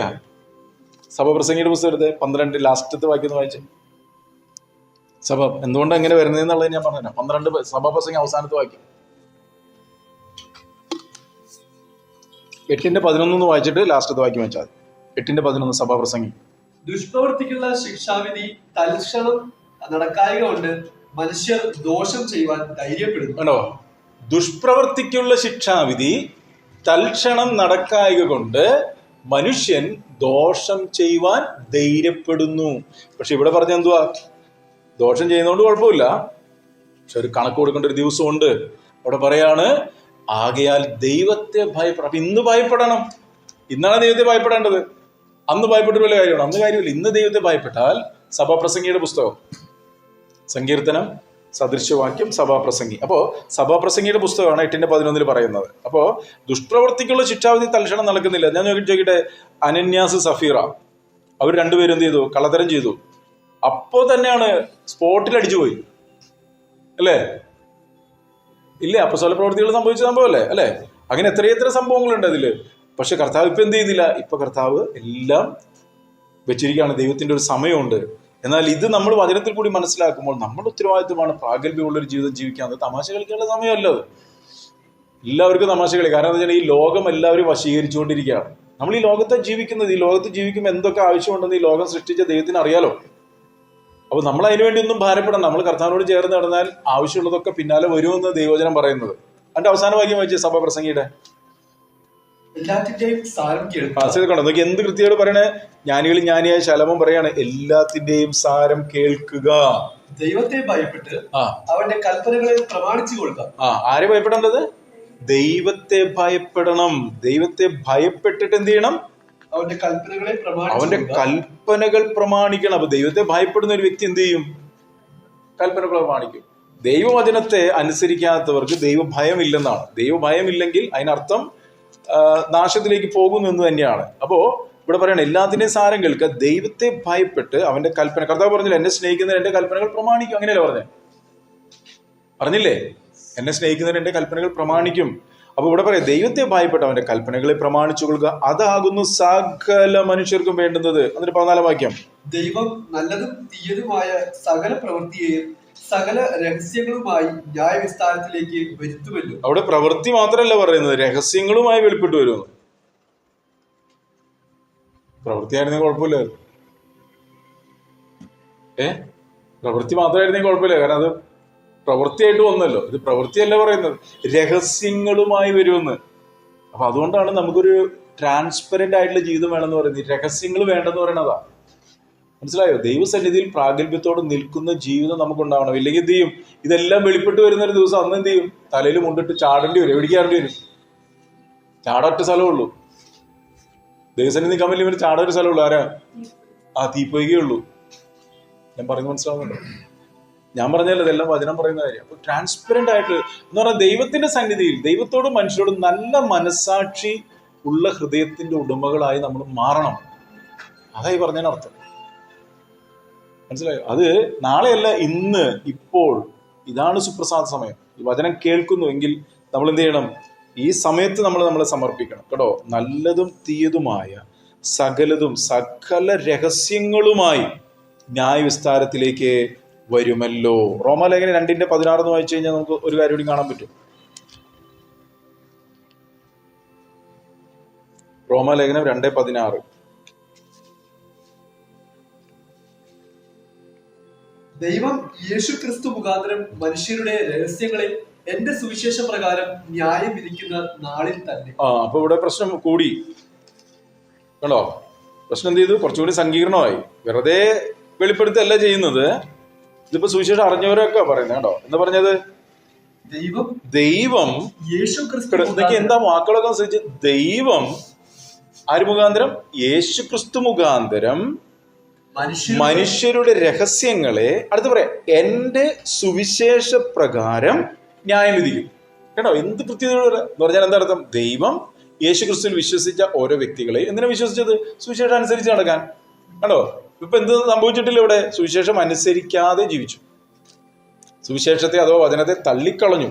കേട്ടോ, മനുഷ്യരുടെ രഹസ്യങ്ങളെ സുവിശേഷം യഥാർത്ഥത്തിൽ എന്താ ചെയ്യുന്നത്? നമ്മുടെ രഹസ്യങ്ങളെല്ലാം നീക്കിക്കളയുക ചെയ്യുന്നത്. ട്രാൻസ്പെറന്റ് ആയിട്ടുള്ള ഒരു ഹൃദയത്തിന് ഉടമയാക്കി വരും. അതാണ് ദൈവത്തിന്റെ വചനം ചെയ്യുന്നത്. അതാണ് ദൈവത്തിന്റെ വചനം ജീവനും ചൈതന്യമുള്ളതാണ്. ഇരുവായുത്തകൾ ഏത് വാളിനേക്കാളും മൂർച്ചയേറിയതാണ്. ആത്മാവിനെയും പ്രാണനെയും, പ്രാണനിലാണ് എന്തിരിക്കുന്നത്? രഹസ്യങ്ങൾ മുഴുവൻ ഇരിക്കുന്നത്. പ്രാണനെയും സന്ധിമജ്ജകളെയും എന്ന് പറഞ്ഞാൽ ഈ പ്രാണനിൽ ഇരിക്കുന്ന ഈ നമ്മളുടെ ഉള്ളിലുള്ള രഹസ്യങ്ങള് സന്ധിമജ്ജകളിലേക്ക് കയറും. എന്ന് പറഞ്ഞാൽ ശരീരം അതിനനുസരിച്ച് എന്ത് ചെയ്യും? അതിനനുസരിച്ചാണ് ശരീരം ന്യൂട്രലാണ്. ഈ സോളിലിരിക്കുന്ന സംഭവങ്ങളാണ് ശരീരത്തെ നിയന്ത്രിക്കുന്നത്. പക്ഷെ വചനം വന്നിട്ട് എന്ത് ചെയ്യും? ഈ രഹസ്യങ്ങളെല്ലാം നീക്കിക്കളയും. ട്രാൻസ്പെറന്റ് ആയിട്ടുള്ള ദൈവഭയത്തിലേക്ക്, വിശുദ്ധിയിലേക്ക് നമ്മളെ മുന്നോട്ട് കൊണ്ടുപോകും. കേട്ടോ, സകല മനുഷ്യരുടെ ദൈവത്തിന്റെ വചനം ജീവനും ചൈതന്യമുള്ളതാണ്. ഇരുവായുത്തകൾ ഏത് വാളിനേക്കാളും മൂർച്ചയേറിയതാണ്. ആത്മാവിനെയും പ്രാണനെയും സന്ധിമജ്ജകളെ വേർപിടിക്കുന്നവരെ തുളച്ചു ചെല്ലും. എന്നിട്ട് ഹൃദയത്തിലെ ചിന്തനങ്ങളെയും ഭാവങ്ങളെയും വിവേചിക്കും. എന്നിട്ട് പറയാം അവന്റെ കണ്ണിന് മുമ്പിൽ സകലതും നഗ്നവും മലർന്നുമാണ്. അതുകൊണ്ട് പറയുന്നത്? അത് കഴിച്ചിട്ട് എന്താ പറയുന്നത്? ആ ദൈവവുമായിട്ടാണ് നമുക്ക് കാര്യമുള്ളത്. ആ ദൈവമായിട്ടാണ് നമുക്ക് കാര്യമുള്ളത്. അവന്റെ മുമ്പിൽ സകലവും, അവന്റെ മുമ്പിൽ മറിഞ്ഞിരിക്കുന്ന ഒന്നുമില്ല എന്ന് പറഞ്ഞിട്ട് പറയാം ആ ദൈവമായിട്ട് നമുക്കൊരു കാര്യമുണ്ടെന്ന്, ആ ദൈവത്തിന്റെ സന്നിധിയിലേക്ക് നമ്മൾ പോകുന്നതെന്ന്. ഇപ്പോ ഇവിടെ യേശു കർത്താവ് ഈ പ്രവൃത്തി തികച്ചു എന്നൊക്കെ പറയുമ്പോൾ ഒത്തിരി പറയാണ്ട്. യേശു കർത്താവ് പറയുന്നുണ്ടല്ലോ, നിങ്ങളിൽ ആരെന്നെ പാപത്തെ കുറിച്ച് ബോധം വരുത്തും. എന്തുവാ സ്റ്റേറ്റ്മെന്റ് ഒക്കെ? നിങ്ങൾ ആരെ എന്താ ഇതിൽ പറയേ എന്ന് പറയുന്ന ആ ഒരു പ്രാഗൽഭ്യം ഉണ്ടല്ലോ. എന്തുവാ അത്? അത് യേശു വന്നിട്ട് അങ്ങനെ പറഞ്ഞത് എന്തിനു വേണ്ടിയിട്ടാ? നമ്മളെ ആ ഒരു തലത്തിലേക്ക്, കാരണം തൊട്ടടുത്ത് നിന്നിട്ട് ഒരുത്തൻ എന്ത് ചെയ്യുന്നുണ്ട്? വിരൽ ചൂണ്ടിക്കൊണ്ടിരിക്കുക. അവൻ രഹസ്യങ്ങൾ അറിയുന്നവനാ. അവൻ നമ്മുടെ ഉള്ളിലുള്ള വ്യാജങ്ങളിലും നുണയും കള്ളത്തരങ്ങളെയും നിയന്ത്രിക്കുന്നവനാണ് അവൻ. അപ്പൊ അവൻ അവിടെ നിന്ന് പറഞ്ഞുകൊണ്ടിരിക്കും, നീ ഏത് വകുപ്പിൽ അവൻ ഇതാക്കുന്നത്, ഇവൻ ഈ വക എല്ലാ പരിപാടികളും ചെയ്തിട്ട് ഏത് ഇതിലാണ് നീ ഇവനെ ആക്കുന്നതെന്ന് അപ്പുറത്ത് നാം പറഞ്ഞുകൊണ്ടിരിക്കും. അതുകൊണ്ട് കർത്താവ് പറഞ്ഞത്, ഈ ലോകത്തിന്റെ പ്രഭു വരുന്ന അവന് എന്നോട് ഒരു കാര്യമില്ല കേട്ടോ. ഒക്കെ നമ്മൾ മനസ്സിലാക്കണം. അപ്പൊ ഈ ഒരു തലത്തിലേക്ക് നമ്മൾ ആത്മാവിനാൽ നയിക്കപ്പെടുന്ന ഒരു ജീവിതത്തിലേക്ക് ദൈവം നമ്മൾ വിളിക്കുന്നത്. നമുക്കിത് കേൾക്കുമ്പോൾ നിങ്ങൾക്ക് ഒരു ഇച്ചിരി അസ്വസ്ഥത തോന്നുന്നുണ്ടെങ്കിൽ, അസ്വസ്ഥതയല്ല വേണ്ടത്. അസ്വസ്ഥത ഉണ്ടെങ്കിൽ അതിനെ നീക്കി കളഞ്ഞിട്ട് ഈ ഒരു വചനത്തിന്റെ അനുസരണത്തിലേക്ക് നമ്മൾ മനസ്സിനെ പുതുക്കണം. അതാ വേണ്ടത്. അസ്വസ്ഥത ഉണ്ടായിട്ട് കാര്യമില്ല. അതിങ്ങനെ അസ്വസ്ഥത ഉണ്ടായിക്കൊണ്ടേ ഇരിക്കത്തുള്ളൂ. മനസ്സ് പുതുക്കാത്തടത്തോളം, നമ്മൾ കഴിഞ്ഞ ദിവസം പറഞ്ഞില്ലേ, തന്റെ ലംഘനങ്ങളെ മറച്ചു വെക്കുന്നതിന് ശുഭം വരത്തില്ല. അത് ഏറ്റുപറയണം. ഏറ്റുപറയാൻ എല്ലാവർക്കും ഇഷ്ടമാണ്. കാരണം യേശുവിന്റെ രക്തം ഇങ്ങനെ അവിടെ ഇരിക്കുകയല്ലേ. യേശു അവിടെ ക്രൂശിക്കപ്പോഴും പിതാവിന്റെ സന്നിധി അറക്കപ്പെട്ട കുഞ്ഞാടിനെ പോലെ നിൽക്കുന്നു. പാപം ചെയ്ത് കഴിഞ്ഞാൽ ഏറ്റുപറയാം. പക്ഷെ അവിടെ ഏറ്റുപറയുന്നത് മാത്രമല്ല പറഞ്ഞത്, പിന്നെന്ത് പറഞ്ഞേ? ഉപേക്ഷിക്കണം. അതെന്താ കത്താത്തത്? ആർക്കും എന്താ ഉപേക്ഷിക്കാത്തത്? ഈ ഏറ്റുപറച്ചിൽ മാത്രമായിട്ട് നിൽക്കുകയാണ്. ഏറ്റുപറച്ചിൽ മാത്രമായി നിൽക്കുന്ന ഒരു വ്യക്തിക്ക് ഒരിക്കലും ഫലം പുറപ്പെടുവിക്കാൻ പറ്റത്തില്ല. അത് ഉപേക്ഷിക്കണം, വിട്ടുതിരിയണം. അതുകൊണ്ടാണ് ഈ കുരുടിപ്പ് പിടിച്ച പോലെ ഇരിക്കുന്ന ആത്മീയ കോളത്തിലുള്ള ഒരു വളർച്ചയിലായിരിക്കുന്നത് എന്തുവാ? പഴയ അതേ സ്വഭാവത്തിൽ തന്നെ ഇരിക്കുന്നത് എന്തുവാ? 10 വർഷം കണ്ടു കഴിഞ്ഞാൽ അതേ അസൂയ, അതേ കയ്പും, അതേ പിണക്കവും, അതേ വാശിയും എല്ലാം അതിലിരിക്കണതിന്റെ കാരണം എന്താ? ഏറ്റുപറച്ചിൽ മാത്രമേ ഉള്ളൂ, ഉപേക്ഷണമില്ല. ഉപേക്ഷിക്കണം, നീക്കിക്കളയണം, വിട്ടുകളയണം, വിട്ടുപോരണം, വിട്ടുമാറണം. അങ്ങനെ വരുമ്പോഴേ മാത്രമേ വളർച്ച ഉണ്ടാവൂ. അങ്ങനെ വരുന്നതിലെ ഫലം പുറപ്പെടുവിക്കത്തുള്ളൂ. അതിനാണ് ചെത്തിയെടുപ്പാക്കുക, വെട്ടിക്കളയുക, നീക്കിക്കളയുക, ക്ലോണിങ് ചെയ്യാന്നൊക്കെ പറയുന്നത്. മനസ്സിലായോ? നമ്മളുടെ അനിഷ്ടങ്ങളെ ദൈവത്തിന് ഇഷ്ടമല്ലാതെ എല്ലാം നീക്കിക്കളയാൻ ഏൽപ്പിച്ചു. അപ്പം കർത്താവ് വെട്ടും. അതുകൊണ്ട് പറയാം, അധികം ഫലം പുറപ്പെടുവിക്കേണ്ടതിനെ ചെത്തിവെടുപ്പാക്കുന്നു എന്ന് പറഞ്ഞു. മനസ്സിലായി? അപ്പൊ നമ്മുടെ ജീവിതത്തിൽ ഈ ഒരു അനുഭവത്തിലേക്കാണ് നമ്മൾ എന്ത് ചെയ്യേണ്ടത്? കയറി വരേണ്ടത്. മനസ്സിലായോ? മത്തായിയുടെ സുവിശേഷം നമ്മള് ഈ 23-ാം അധ്യായം അതിന്റെ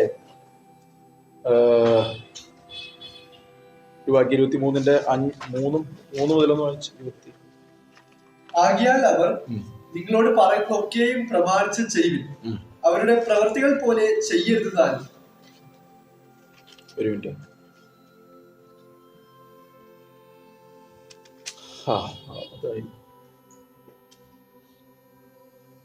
23-ന്റെ 5 പറയുന്നതേ ഉള്ളൂ, ചെയ്യുന്നില്ല എന്നുള്ളൊരു വാക്യമാണ്. 23-ന്റെ 3 ഒന്ന് വായിച്ചേ. ആകയാൽ അവർ നിങ്ങളോട് പറയുന്നതൊക്കെയും പ്രമാണിച്ച് ചെയ്യുവിൻ, അവരുടെ പ്രവൃത്തികൾ പോലെ ചെയ്യരുത് താനും. അവർ പറയുന്നതല്ലാതെ ചെയ്യുന്നില്ലല്ലോ. കേട്ടോ, പറയുന്നതല്ലാതെ ചെയ്യുന്നില്ലല്ലോ.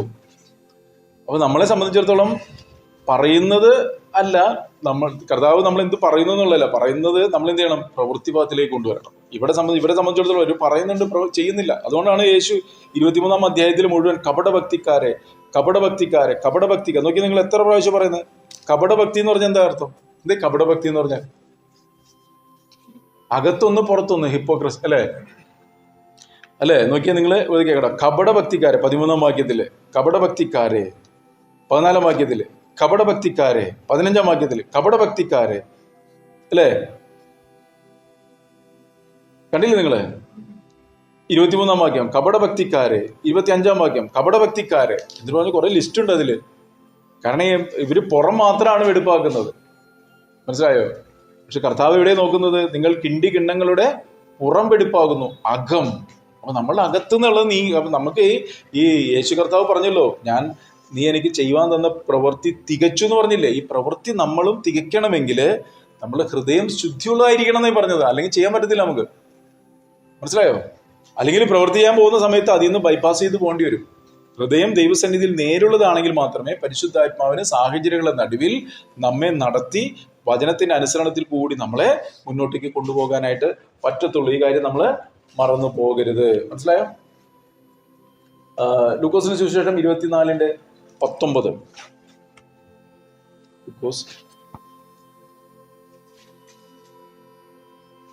ഏത് എന്ന് അവൻ അവരോട് ചോദിച്ചതിന് അവർ അവരോട് പറഞ്ഞു,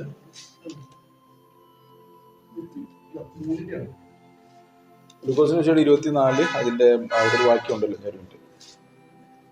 24:19 ഏത് അതന്നെ വായിക്കുന്നത് ഏതെന്ന് ചോദിച്ചത്? ഏത് എന്ന് അവരോട് ചോദിച്ചതിന് അവർ അവരോട് പറഞ്ഞത്, ദൈവത്തിനും സകല ജനത്തിനും മുൻപാകെ പ്രവൃത്തിയിലും വാക്കിലും ശക്തിയുള്ള പ്രവാചകനായിരുന്ന നസറായനായ യേശുവിനെ കുറിച്ചുള്ളത് തന്നെ. ഇത് നിങ്ങൾ ശ്രദ്ധിക്കണേ, ഇത് യേശു പറയുന്നതല്ല, മറ്റുള്ളവർ യേശുവിനെ കുറിച്ച് പറഞ്ഞൊരു കാര്യം പറയുന്നത്. കാരണം ഇവിടെ പറയാണ്, ഇവിടെ നിങ്ങൾ മരുന്ന് വായിക്കണം, അവർ എമ്മോസിലേക്ക് പോകുന്ന കാര്യങ്ങളൊക്കെ ചോദിച്ചിട്ട് ഇങ്ങനെ വഴിയോർന്നൊക്കെ സംസാരിച്ചുകൊണ്ട് വരുമ്പോൾ പറയാണ്, ഏത് എന്ന് അവൻ അവരോട് ചോദിച്ചു. അവർ അവനോട്, ഇപ്പൊ യേശു ആണെന്ന് അവർ അറിയുന്നില്ല. എന്നിട്ട് അവിടെ പറയാ, ദൈവത്തിനും സകല ജനത്തിനും മുൻപാകെ പ്രവൃത്തിയിലും വാക്കിലും ശക്തിയുള്ള പ്രവാചകനായ നസ്രായനായ യേശുവിനെ കുറിച്ചുള്ളത് തന്നെ.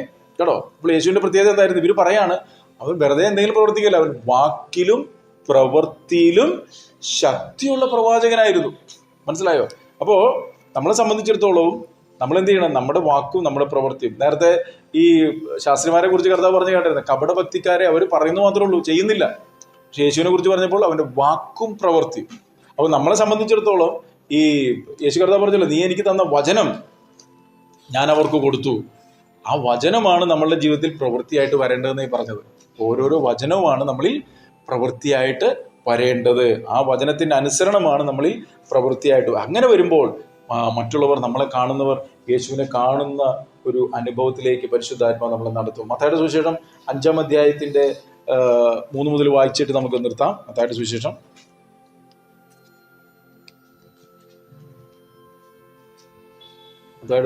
5-ാം അധ്യായം, ഒരു മിനിറ്റ്, മത്തായിയുടെ സുവിശേഷം 5:13 മുതൽ. നിങ്ങൾ ഭൂമിയുടെ ഉപ്പാകുന്നു. ഉപ്പ് കാരമില്ലാതെ പോയാൽ അതിന് എന്തൊന്നുകൊണ്ട് രസം വരുത്താം. ഇവിടെ നോക്കിയാൽ, നിങ്ങൾ ഭൂമിയുടെ ഉപ്പാകുന്നു. കർത്താവ് പറയാ, ഈ ഭൂമിയിൽ നമ്മളെ ദൈവം ആക്കി വെച്ചിരിക്കുന്നത് ഉപ്പ്, എന്നിട്ട് ഉപ്പായിട്ടാണ്. എന്നിട്ട് പറയാ, അതിനെന്തുണ്ട്? ഒരു രസമുണ്ട് അതിന്. പക്ഷെ ഇവിടെ പറയുന്നത് ശ്രദ്ധിക്കൂ, അതിന്റെ ഉപ്പിന്റെ കാരം ഇല്ലാതെ പോയാൽ അതിനെന്തോന്നുകൊണ്ട് രസം വരുത്താം.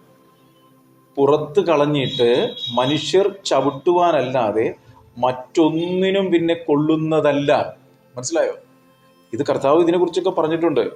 നിങ്ങൾ എബ്രായ ലേഖനത്തിൽ പറഞ്ഞിട്ടുണ്ട്, യേശു കർത്താവ് പറഞ്ഞിട്ടുണ്ട്, വെട്ടിക്കളയുക അത്രേ അതിന്റെ അന്തം. മനസ്സിലായോ? കൂടെ കൂടെ പെയ്യുന്ന മഴ കുടിച്ചിട്ട് ഭൂമി ഫലഭൂയിഷ്ടമായിട്ടുള്ള ഫലങ്ങളെ വിളയിക്കുന്നുവെങ്കിൽ ദൈവത്തിന്റെ അനുഗ്രഹം പ്രാപിക്കുന്നു. എബ്രായ ലേഖനത്തിൽ പറയാം, മുള്ളും ഞെരിഞ്ഞിലും മുളപ്പിക്കുന്നുവെങ്കിലോ വെട്ടിക്കളയത്ര, അത് ശാപഗ്രസ്തമാണ്. വെട്ടിക്കളയുകയത്രേ അതിന്റെ അന്തം. അപ്പൊ ഈ കാര്യത്താ പറഞ്ഞത്, ഉപ്പിനൊരു രുചിയുണ്ട്. ദൈവം നമ്മളെ ഈ ലോകത്താക്കി വെച്ചിരിക്കുന്ന യേശുവിന്റെ സൗരഭ്യം വെളിപ്പെടുത്താൻ. നമ്മുടെ വാക്കുകൾ ഉപ്പിനാൽ രുചി വരുത്തിയതും കൃപയോട് കൂടിയതായി. നമ്മുടെ പ്രവൃത്തികൾ യേശുവിനെ വെളിപ്പെടുത്തുന്നതായിരിക്കണം. ഇതില്ലെങ്കിൽ ആ ഒരു അനുഭവം നമ്മുടെ വ്യക്തി ജീവിതത്തിൽ സാഹചര്യങ്ങളുടെ നടുവിൽ വരുന്നില്ലെങ്കിൽ നമുക്ക് എല്ലാത്തിന്റെ ഇടയിൽ കയറി കളിച്ചിട്ടൊന്നും പോകാൻ പറ്റത്തില്ല.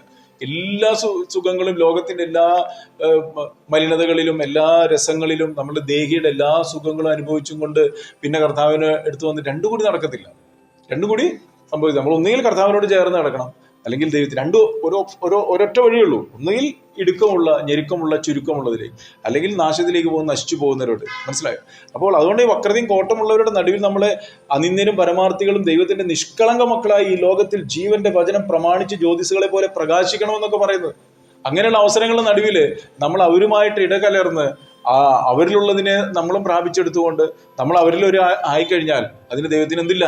പ്രസാദമില്ല എന്നുള്ള കാര്യം നമ്മൾ മറന്നു പോകരുത്. മനസ്സിലായോ? കാരണം അതുകൊണ്ടാണ് കൊരിന്ത്യർ ലേഖനത്തിൽ പറയുന്നത്, എല്ലാത്തിനും എനിക്ക് എന്തുണ്ട്? കർത്തവ്യമുണ്ട്. പക്ഷെ എല്ലാം എനിക്ക് പ്രയോജനമുള്ളതല്ല. എനിക്കിതെല്ലാം പ്രയോജനമുണ്ടെന്ന് നോക്കണം. എല്ലാം ചെയ്യാനുള്ള ഫ്രീഡം ഉണ്ട്. മനസ്സിലായോ? ആ ഫ്രീഡത്തില് ഞാൻ എല്ലാത്തിലും കയറി തലയിട്ട് കഴിഞ്ഞാൽ അത് എല്ലാം എനിക്ക് ആത്മീക വർധന വരുത്തുന്നതാണോ? ആത്മീക വർധന വരുത്താത്ത ഒരു കാര്യത്തിലോട്ട് പോയിട്ട് നമ്മൾ തലവെച്ച് കൊടുക്കരുത്. തലവെച്ച് കൊടുത്തു കഴിഞ്ഞിട്ട് പിന്നെ കിടന്ന് നിലവിളിച്ചിട്ട് കാര്യമില്ല. അപ്പൊ നമ്മൾ ഇതിനാണ് പരിജ്ഞാനം എന്ന് പറയുന്നത്. ഇതിനാണ് ജ്ഞാനം തന്നിരിക്കുന്നത്. ആ സംഭവം കഴിഞ്ഞ് ആ സീൻ അങ്ങ് കഴിഞ്ഞു പോയി. ആ സമയത്ത് നമ്മുടെ സോൾ ഇങ്ങനെ പാപം ചെയ്യാൻ വേണ്ടി ഇങ്ങനെ പ്രേരിപ്പിച്ചുകൊണ്ടിരിക്കും. നമ്മൾ അതിൽ നിന്ന് വേർപെട്ടവനായിട്ടിരിക്കണം. ആ വേർപെട്ടവനായി ഒരു ഇച്ചിരി പെയിൻ ഉണ്ടാവും, നിന്നയുണ്ടാവും, പരിഹാസം ഉണ്ടാവും, ഒറ്റപ്പെടലുണ്ടാവും. പക്ഷെ അതങ്ങ് കഴിഞ്ഞു കഴിയുമ്പോൾ ദൈവത്തെ പ്രസാദിപ്പിച്ചതുകൊണ്ട്, വചനം അനുസരിച്ചുകൊണ്ട്, അത് ദൈവത്തിന് നമ്മൾ പ്രസാദമുള്ളത്. അവിടെ പറയും, കർത്താവ് പറയാനിട, ഇവൻ എൻ്റെ പ്രിയപുത്രൻ, പുത്രി എന്ന് പറയുന്ന ഒരു സാഹചര്യമാണ് അവിടെ ദൈവം ഒരുക്കുന്നത്. ഇത് മറന്നു പോകരുത്. അപ്പോൾ ഇവിടെ പറയുന്നത്, നിങ്ങൾ ഭൂമിയുടെ ഉപ്പാകുന്നു, പിന്നെ കാരമില്ലാതെ പോയാൽ എന്തോന്നുകൊണ്ട് രസം വരുത്താം. പുറത്ത് കളഞ്ഞു വായിച്ചിട്ടത് 14-ാം വാക്യം. കളഞ്ഞിട്ട് ചവിട്ടുവാനല്ലാതെ മറ്റൊന്നും പിന്നെ കൊള്ളുന്നതല്ല. 14 വാക്യം. നിങ്ങൾ ലോകത്തിന്റെ വെളിച്ചമാകുന്നു, മലമേലിരിക്കുന്ന പട്ടണം മറഞ്ഞിരിപ്പാൻ പാടില്ല. നോക്കൂ, നിങ്ങൾ ലോകത്തിന്റെ വെളിച്ചമാകുന്നു, മലമേലിരിക്കുന്ന പട്ടണം മറഞ്ഞിരിപ്പാൻ പാടില്ല എന്ന് പറഞ്ഞതിന് അർത്ഥം എന്ന് പറഞ്ഞാൽ നമ്മളെ തന്നെ വെളിപ്പെടുത്തേണ്ട സമയത്ത് നമ്മൾ വെളിപ്പെടുത്തണം. അത് വെളിപ്പെടുത്താതെ നമ്മൾ അവരുമായിട്ട് ഇടകലർന്ന് ഞാനും ഇരുട്ടാണെന്ന് പറയുന്ന ഒരു അനുഭവത്തിലേക്ക് പോകും. നമ്മൾ വെളിച്ചമാണ്. അതാണ് ഇവിടെ പറയുന്നുണ്ടോ, മലമേലിരിക്കുന്ന പട്ടണം, നിങ്ങൾ ലോകത്തിന്റെ വെളിച്ചമാകുന്നു, മലമേലിരിക്കുന്ന പട്ടണം മറഞ്ഞിരിപ്പാൻ പാടില്ല. അതിന് അർത്ഥം എന്ന് പറഞ്ഞാൽ ഒരു സാഹചര്യം നമുക്ക് ദൈവം ഒരുക്കിയിട്ട് അവിടെ നിങ്ങൾ വെളിച്ചമാകേണ്ടതിന് പകരം നിങ്ങൾ അവിടെ ഇരുട്ടായോ അതോ വെളിച്ചമായോ? വെളിച്ചമാവണമെങ്കിൽ വചനം അനുസരിക്കണം, അതല്ലെങ്കിൽ വെളിച്ചമാവത്തില്ല. കേട്ടോ, അവിടെ നമ്മൾ ആ വചനത്തെ എന്ത് ചെയ്തു? ഹൈഡ് ചെയ്തിട്ട് ആ രസത്തിലോട്ട് നമ്മൾ ഇറങ്ങിപ്പോയി കഴിഞ്ഞാൽ അതാണ് ഇവിടെ പറയുന്നുണ്ടോ, മലമേലിരിക്കുന്ന പട്ടണം മറഞ്ഞിരിപ്പാൻ പാടില്ല. വിളക്ക് കത്തിച്ച് പറയിൻ കീഴല്ല. ഒരു സാഹചര്യം നടുവിൽ ഞാൻ പറയിൻ കീഴിലേക്കല്ല പോകേണ്ടത്. എന്നെ വെളിച്ചമാക്കിയാണ് നിർത്തിക്കുന്നതിൽ ഞാൻ വെളിച്ചമാണ് എല്ലായ്പ്പോഴും. എൻ്റെ ഐഡന്റിറ്റി ഞാൻ വെളിപ്പെടുത്തേണ്ട സമയത്ത് നമ്മൾ വെളിപ്പെടുത്തണം. അവിടെ നമ്മൾ അതിനെ മറച്ചു വയ്ക്കരുത്. അതാണ് ഈ വിളക്ക് വെളിച്ചം എന്ന് പറയുന്നത്. അപ്പൊ നമ്മൾ അവിടെ ഇത് പറഞ്ഞാൽ, ഇത് വെളിപ്പെടുത്തിയാൽ എനിക്ക് നിന്ന വരുമോ, നഷ്ടം വരുമോ എന്നൊക്കെ നമ്മൾ ചിന്തിക്കുന്നതെങ്കിൽ അവിടെ ദൈവം നമ്മളെ ടെസ്റ്റ് ചെയ്യുന്നതാണ്, നമ്മളെ പ്രൂവ് ചെയ്യാൻ വേണ്ടിയിട്ട്. അവിടെ ദൈവം പ്രവർത്തിക്കും, ദൈവമാണത് ചെയ്യുന്നത്. മനസ്സിലായല്ലോ? കാരണം ഇല്ലേ, ശദ്രക്, മേശക്, അബേദ്നെഗോ അവരൊക്കെ അവിടെ ഒരു സാഹചര്യത്തിന് നടുവിൽ അവർ വെളിപ്പെടുത്തി. അവരെ വലിയൊരു സാഹചര്യം വന്നെങ്കിലും ദൈവം അവരെ, അല്ലെ, എന്നെ മാനിക്കുന്നവനെ ഞാൻ മാനിക്കും. മനസ്സിലായോ? അപ്പൊ നമ്മൾ കർത്താവ് എന്നെ തള്ളി പറഞ്ഞാൽ ഞാനും നിങ്ങളെ തള്ളി പറയും, എന്നെ മാനിക്കുന്നവനെ ഞാനും മാനിക്കും. മനസ്സിലായോ? അതാണ് ഇവിടെ പറയുന്നത്. വിളക്ക് കത്തിച്ച് പറയുടെ കീഴിലല്ല തണ്ടിന്മേൽ എത്ര. എന്നിട്ട് അപ്പോൾ അത് വീട്ടിലുള്ള എല്ലാവർക്കും പ്രകാശിക്കുന്നു. കേട്ടോ, അപ്പോൾ ഇത് ഏറ്റവും ആദ്യം വിളക്ക് പ്രകാശിക്കേണ്ടത് വീട്ടിലാണ്, വ്യക്തി ജീവിതത്തിൽ, കുടുംബ ജീവിതത്തിൽ, ബന്ധങ്ങളിൽ, അവിടെയാണിത് പ്രകാശിക്കേണ്ടത്. മനസ്സിലായോ? എന്നിട്ട് പറയാ പ്രകാശിക്കുന്നു. 16-ാമത്തെ വാക്യം ഇതാണ്. ഇത് പറയാൻ വേണ്ടിയിട്ട് അത് പറഞ്ഞത്. 16-ാം വാക്യം. അങ്ങനെ തന്നെ മനുഷ്യർ നിങ്ങളുടെ നല്ല പ്രവർത്തികളെ കണ്ട് സ്വർഗസ്ഥനായ നിങ്ങളുടെ പിതാവിനെ മഹത്വപ്പെടുത്തേണ്ടതിന് നിങ്ങളുടെ വെളിച്ചം അവരുടെ മുൻപിൽ പ്രകാശിക്കട്ടെ. അപ്പൊ സ്വർഗസ്ഥനായ പിതാവിനെ എങ്ങനെയാ മഹത്വപ്പെടുത്തുന്നത്? എങ്ങനെയാ മഹത്വം കിട്ടും സ്വർഗസ്ഥനായ പിതാവിന്? നമ്മളുടെ പ്രവൃത്തികൾ കണ്ടിട്ടാണ്. നമ്മുടെ പ്രവൃത്തികൾ എങ്ങനെയായിരിക്കണം? അത് വെളിച്ചമായി തീരാണ്. കേട്ടോ, അപ്പൊ എന്തെങ്കിലും പ്രവൃത്തികൾ ചെയ്യണോ? അല്ല, പിതാവിന് മഹത്വം കിട്ടുവാനുള്ള ഒരു പ്രവൃത്തി പിതാവ് ഒരുക്കി വെച്ചിട്ടുണ്ട്. ആ പ്രവൃത്തി ഓരോ ദിവസങ്ങളിലും സാഹചര്യങ്ങളിലും ഉണ്ട്. ആ സാഹചര്യത്തെ മനസ്സിലാക്കി ആ സാഹചര്യത്തിന്റെ നടുവിൽ നമ്മൾ എന്ത് ചെയ്യണം? അത് കൃത്യതയോടുകൂടെ ചെയ്യണം. അതൊരു വാക്കായിരിക്കാം, അതൊരു പ്രവൃത്തിയായിരിക്കാം, അത് സൈലന്റ് ആയിട്ട് ചെയ്യുന്ന കാര്യമായിരിക്കാം. പക്ഷെ സ്വർഗ്ഗം അത് കാണുന്നുണ്ട്. അതാണ് വീട്ടിൽ എന്ന് പറയുന്നത്. മനസ്സിലായോ? കേട്ടോ, അങ്ങനെ നിങ്ങളുടെ നല്ല പ്രവൃത്തികളെ കണ്ട് സ്വർഗസ്ഥനായ പിതാവ് മഹത്വപ്പെടേണ്ടതിന് അത് വീട്ടിലുള്ള എല്ലാവർക്കും പ്രകാശിക്കുന്നു. നിങ്ങളുടെ വെളിച്ചം അവരുടെ മുമ്പിൽ പ്രകാശിക്കട്ടെ. അപ്പൊ ഇങ്ങനെയാണ് എന്ത് ചെയ്യുന്നത്? നമ്മളുടെ വ്യക്തി ജീവിതത്തിൽ യേശു കർത്താവ് ജീവിച്ചതുപോലുള്ള ഒരു ജീവിതം ജീവിക്കുന്നത്. അങ്ങനെ ജീവിക്കുകയാണെങ്കിൽ നമ്മൾ പറയുന്ന വാക്കുകളിൽ കൂടി എന്ത് വ്യാപരിക്കും? ജീവൻ വ്യാപരിക്കും. യേശു പറഞ്ഞതുപോലെ, നീ എനിക്ക് തന്ന, കേട്ടോ, നീ തന്ന വചനം അവർ നിന്റെ വചനം പ്രമാണിച്ചിരിക്കുന്നു. നമ്മുടെ ജീവിതത്തിൽ ഓരോരോ വചനം പ്രമാണിക്കും. തന്ന പ്രവൃത്തി യേശു തികച്ചതുപോലെ നമ്മളും തികയ്ക്കും. അങ്ങനെ സ്വർഗം നമ്മളെ നോക്കി പറയും, ഇവനെന്റെ പ്രിയപുത്രൻ, ഇവന് ഞാൻ പ്രസാദിച്ചിരിക്കുന്നു എന്ന് പറയുന്ന ഒരു അനുഭവത്തിലേക്ക് നമ്മൾ കയറി വരും. പ്രാർത്ഥിക്കാം. സ്വർഗ്ഗീയ പിതാവേ, നന്ദി ഹൃദയത്തോടെ ഞങ്ങളെ സ്തുതിക്കുന്നു, സ്തോത്രം ചെയ്യുന്നു. ഞങ്ങളുടെ മഹത്വമുള്ള നാമത്തെ ഉയർത്തുവാൻ കർത്താവേ, ഞങ്ങളുടെ സൽപ്രവൃത്തികൾക്കായി ക്രിസ്തു യേശുവിൽ സൃഷ്ടിക്കുകയും ചെയ്തു പോരാണ് മുന്നിരിക്കുന്ന കാര്യങ്ങൾ കൃത്യതയോടുകൂടെ ചെയ്യുവാൻ നീ എനിക്ക് തന്ന വചനം ഞാൻ അവർക്ക് കൊടുത്തു. കർത്താവെ, എനിക്ക് ചെയ്യുവാൻ തന്ന പ്രവൃത്തി ഞാൻ തികച്ചു എന്ന് യേശു പറഞ്ഞതുപോലുള്ള ജീവിതം ഞങ്ങളും കർത്താവെ ഓരോരുത്തരും ജീവിക്കുവാൻ കർത്താവ് ഞങ്ങളെ സഹായിക്കണം. കൃപ അതിനായി സഹായിക്കുന്നല്ലോ. ബലഹീനതകളെല്ലാം മാറ്റി ബലപ്പെടുത്തണം. പരിശുദ്ധാത്മാവിനെ എല്ലാവരും അഭിഷേകം ചെയ്യണം. ദൈവഭയത്താൽ എല്ലാവരെയും നിറയ്ക്കണം. ദൈവത്തിൻ്റെ മഹത്വമുള്ള നാമത്തെ ഉയർത്തുന്ന വ്യക്തികളായി ഓരോ ഭവനങ്ങൾ സ്വർഗീയ ഭവനങ്ങളായി തീരുവാൻ തക്കവണ്ണം തമ്മിൽ കർത്താവെ ഐക്യതയും സ്നേഹവും, കർത്താവെ ക്ഷമിക്കാനും മറക്കാനും പൊറുക്കാനുള്ള ഒരു ഹൃദയമൊക്കെ നൽകണമേ. അങ്ങനെ കർത്താവെ നല്ല പ്രവൃത്തികൾ കണ്ട സ്വർഗസ്ഥനായ പിതാവിനെ മഹത്വപ്പെടുന്ന ജീവിതം ജീവിക്കാൻ എല്ലാവരെയും സഹായിക്കണം.